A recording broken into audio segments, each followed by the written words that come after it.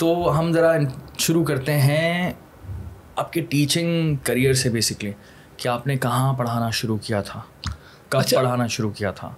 देखिए, teaching career was not by design कि मैंने उसको चूज़ नहीं किया था।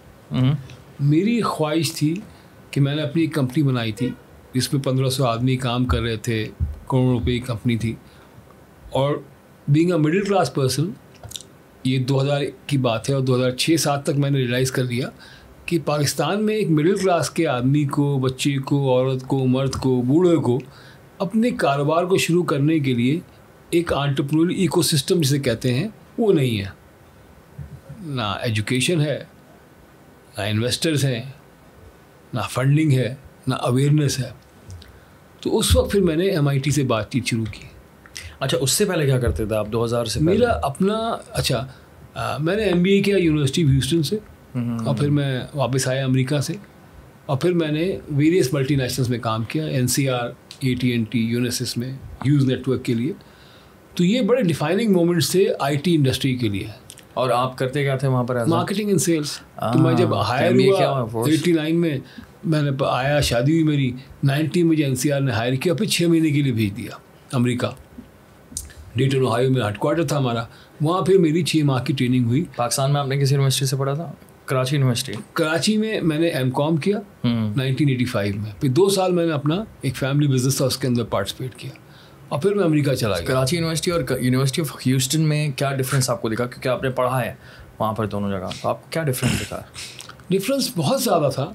देखिए, जहाँ पर कराची यूनिवर्सिटी का ताल्लुक है, उस ज़माने में हम यूनिवर्सिटी ग्रांट कमीशन के अंडर थे, 60 यूनिवर्सिटियाँ थी और फंडिंग होती नहीं थी। प्रोफेसर मेरे बहुत अच्छे थे, 2-3 प्रोफेसर होते थे, ज़्यादा होते नहीं थे। और ये वो प्रोफेसर 6-6 महीने बगैर तनख्वाह के पढ़ाते थे, और ऐसे पढ़ाते थे कि आपको पता नहीं चलता। तो जहाँ तक मेरे टीचर्स का ताल्लुक है, I have full respect for them. वो चले गए इस दुनिया से, अल्लाह उनको गनी की रहमत करे। तो within the resources they were the best, but there is no comparison with an American university और यूनिवर्सिटी। उस वक्त टॉप 50 यूनिवर्सिटी में थी वो, with any universities in Pakistan, आज भी।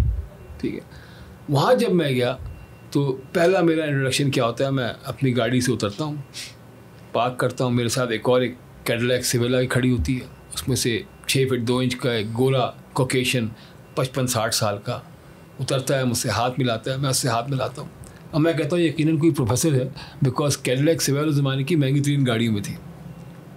हम चले जाते हैं, अंदर हैं, मेरा नाम पूछता है, कहाँ से आया, वेलकम टू यूनाइटेड स्टेट्स, चले जाते हैं। 3 दिन के बाद मैं स्कूल के प्रेसिडेंट के पास, सारे फॉरेन स्टूडेंट्स बुलाए गए थे, चाय पे हम गए, वहाँ से निकला और उसके मैं बाथरूम में चला गया, प्रेसिडेंशियल रेस्ट रूम के अंदर। वहाँ देखा तो वह साहब वही जो थे वो जैनिटर थे, पोछा लगा रहे थे। Janitor? It was a culture shock. मैं कहा क्यों हो रहा है यार, ये कौन है, ये क्या निज़ाम है? खैर मैं आ गया। मेरा छोटा भाई मुझसे पहले अमेरिका चला गया था, इंटरमीडिएट के बाद। मैं मास्टर्स के बाद गया, तो मैंने उससे कहा यार, कहता भैया यहाँ तो ऐसे ही है, सिक्योरिटी ऑफ लेबर। अच्छा चलो। 6 महीने के बाद मेरे प्रोफेसर थे वहाँ पे, जो बाद में स्कूल के प्रेसिडेंट बने, जो मगलाशन। उस ज़माने में जो थे स्ट्रेटेजिक मैनेजमेंट पढ़ाते थे मुझे।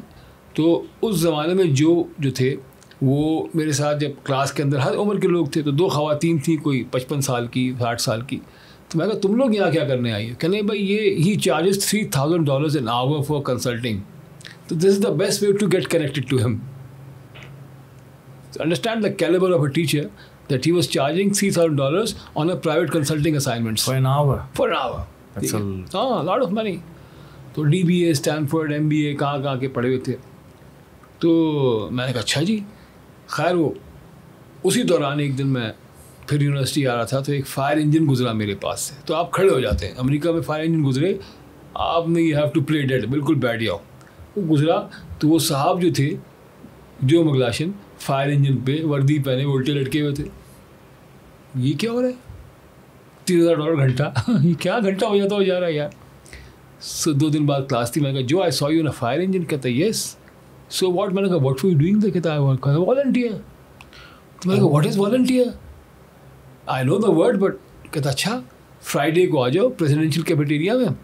देखा 40 प्रोफेसर बैठे हुए, और उसने मुझे बुलवाया, सबने बताया मुझे कि मैं नर्स हूँ, मैं यूँ हूँ, कोई CPA है, कोई PhD इन कंप्यूटर साइंस है, they all at the best of their peak पे अपने वो।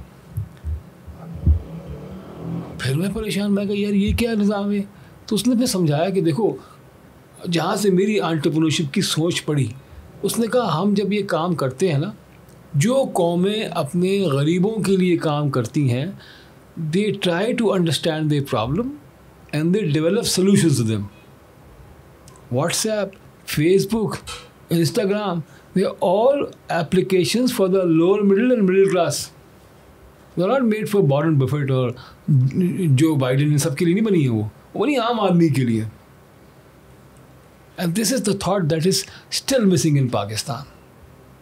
Although I've been working for the past 15 years and I've been teaching that कि जब तक कि आप you have, देखिए the focus that I have tried to develop और आप आहिस्ता आहिस्ता उसको देख रहा हूँ implementation में कि building product and services for the nation builders. And who are the nation builders? To me, the nation builders are 80% population living below the poverty line and paying 75 to 80% taxes. Because हमारी indirect taxation जो है ना 75-80% है. अच्छा, indirect taxation क्या होती है?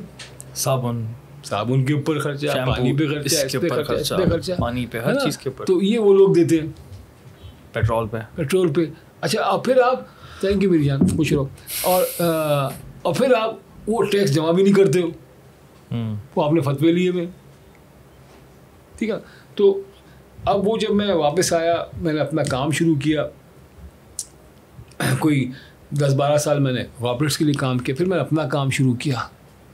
और जब अपना काम शुरू किया तो पहली कंपनी मेरी 2 से 52 आदमी होगी, पैसा अच्छा हो गया, लेकिन फिर .com क्रैश हो गया. मतलब हो गया. तो लोगों ने कहा, फिर मेरे पास ऑफर्स आ गए कि इधर आ जाओ, उधर आ जाओ. HP ने कहा सिंगापुर आ जाओ. मैं कहा नहीं, अब काम यही करना है मुझे. गिरे हैं तो खड़े भी अल्लाह ही करेगा, गिराया है तो खड़ा भी वही करेगा. गिरे हम खुद हैं. फिर एनालिसिस किया, पता ही चला कि मुझसे सबसे बड़ी गलती ये हुई थी दानियाल कि मैंने बिजनेस प्लान नहीं बनाया था. बिजनेसमैन नहीं बनाया था, कंपनी के अंदर नहीं बनाया था, बाहर नहीं बनाया. जो अपनी कंपनी के लिए, जो मैंने नई कंपनी बनाई थी ना, जो 2 से 52 आदमी हो गई थी, $1 मिलियन की हो गई थी, वो डूबी इसलिए कि मेरे पास कोई बिजनेस प्लान नहीं था. अब वो समझने की कोशिश करो. जब आप मल्टीनेशनल के लिए काम करते हैं ना, तो ये अच्छे ऑन द शोल्डर, कपड़े, उठना बैठना, स्टाइल, जबान, सब एक गोरा हो जाती है.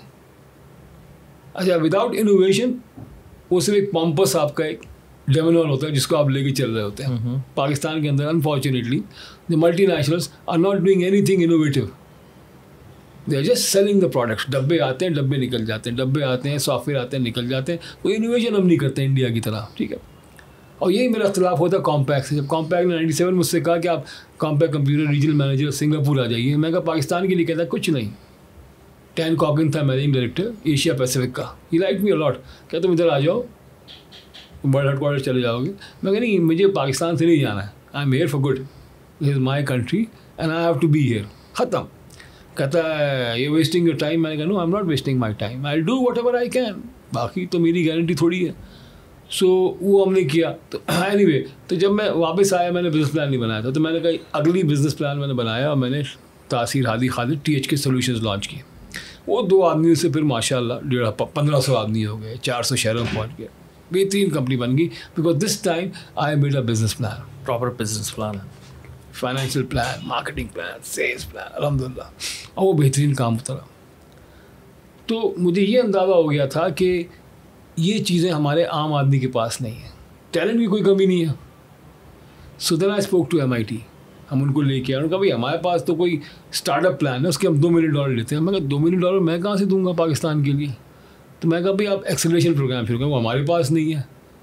तो मैं कहा अच्छा ठीक है, वो मैं बनाता हूँ. तो मैं मेरे साथ एक मेरे कलीग थे डॉक्टर ज़हीर सैयद, उनका इंतकाल हो गया 2 साल पहले. हमने मिलकर इस प्रोग्राम को बनाया, अप्रूव कराया MIT से. बहुत बड़ी बात थी. और फिर वो कैप्टन थे मेरे चेयरमैन MIT के. हमने फिर चैप्टर खोला MIT एंटरप्राइज फोरम का और हमने पूरा प्लान बनाया. और जब हमने पूरा प्रोग्राम बना दिया, उसको कोई पढ़ाने वाला नहीं है. और अगर MIT से बुलाते हैं तो $40,000 पर डे लेते हैं. Per day. हाँ. तो मुझसे फिर जब पहली बार MIT को लाए थे तो मैंने केन मोर्स जो मैनेजिंग डायरेक्टर थे MIT एंटरप्रेन्योरशिप सेंटर के और 3Com के भी को फाउंडर थे, तो उनको फ़ोन किया एक दोस्त के थ्रू। उनका क्या चाहते हो? मैं कहा मैं ये चाहता हूँ। अच्छा ठीक है, मैं अमेरिका से आऊँगा पाकिस्तान मार्च में, मगर आई चार्ज यू $40,000 पर डे। 2 दिन का ट्रेनिंग करूँगा, मेरे साथ मेरा कोलीग आएगा बिल ऑले, जो इस वक्त MD है MIT एंटरप्रेन्योरशिप सेंटर का, और $80,000 ये हो गए, $20,000 हमारे आने जाने के हो गया। कर लोगे? मैं कहा ये क्या मसला है, पीनट्स। कहता पीनट्स? आज तक जिससे ही बात की वो तो मैं कहा देखो जी, I am a former director of NCR, Unisys, AT&T, and I have worked on $30-40 million business proposals. So to me, $100,000 is a very reasonable number that you are giving me. I don't exceed. हंसने लगा, कहता नहीं I won't exceed. तो फिर मैं गया, लोगों से कलेक्शन किया, उनको लेके आया। 4 प्रोग्राम करिए उन्होंने, फिर पहला दूसरा से, फिर एक के थे $1 लाख।